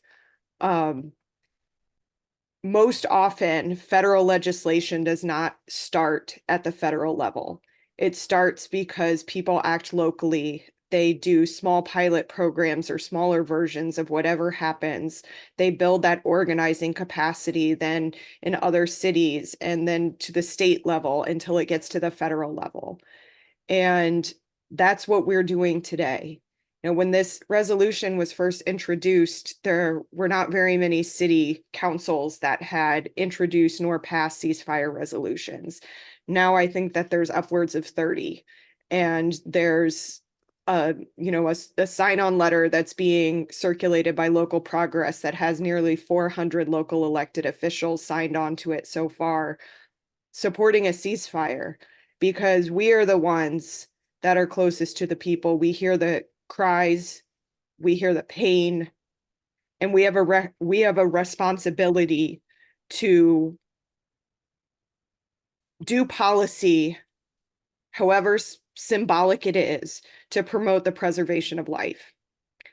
And so I just want to say that I am in support of this, that I urge my colleagues, not just in this committee, but on the Board of Aldermen, to support this, to be leaders, to listen to the folks in our community who have been saying that peace is the option. The only thing that has gotten hostages and political prisoners freed has been a ceasefire with diplomacy. And that is the route that we have to be pushing our federal government to take, because that is the only thing that is going to get the remaining hostages, the remaining political prisoners free. It is the only thing that is going to ensure that the continual ethnic cleansing and genocide of the people of Gaza does not continue. And so while I know foreign policy isn't something that the Board of Aldermen takes up every single day, we do take up issues every day about the preservation of humanity. And so I hope we look at it through this lens. And I hope that we can not only support this resolution today, but this is the beginning of building better relationships, better bridges with both Palestinian, Israeli, Jewish members of our community who have all showed up in huge support today, asking for us to support a ceasefire, asking us to work against occupation, and asking us to recognize the humanity of Palestinian people. So thank you. Thank you, President Green. Alderwoman Clark Hubbard. Thank you, Madam Vice Chair. I'll just echo the responsibility in this for us in our positions, but also our responsibility to our constituencies, to our families, to our friends, to our neighbors, to people, stakeholders, everyone that not only did we hear from today, right? Because this is not the only place that we've heard from this today. Many of us have gotten phone calls, emails, postcards, handwritten letters.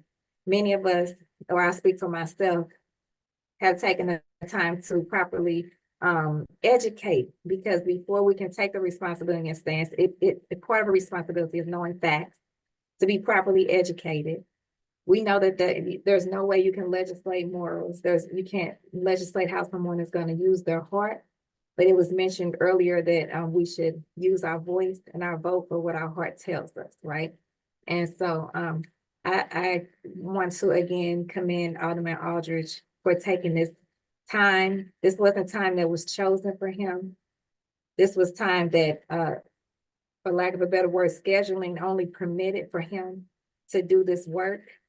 And he went above and beyond and reaching out to all of us, reaching out to the community. We all have personal relationships, friends more like family in the community on both sides.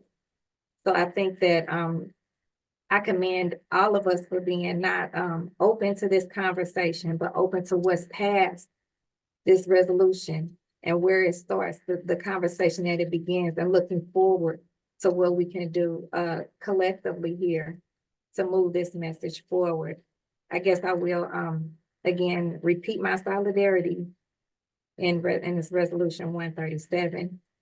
Thank everyone for participating, for their participation. Even you all that didn't speak, your presence makes a difference, and it always will. We hear that just as much as we hear voices. And I also will be remiss if I didn't echo the prayers for Hadia. I'm not sure if I pronounced her name right, but for the young lady who specifically asked for prayer for Hadia, and prayers for all of the victims on both sides.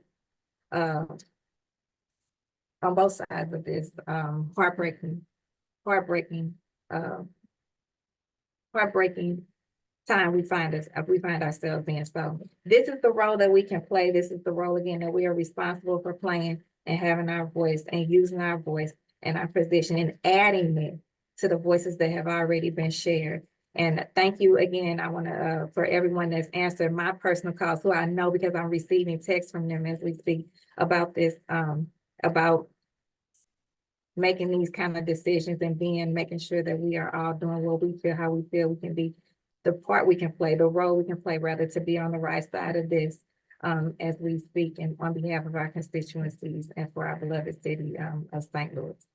I'm looking forward to voting my aye tonight and then moving this conversation forward for the greater good.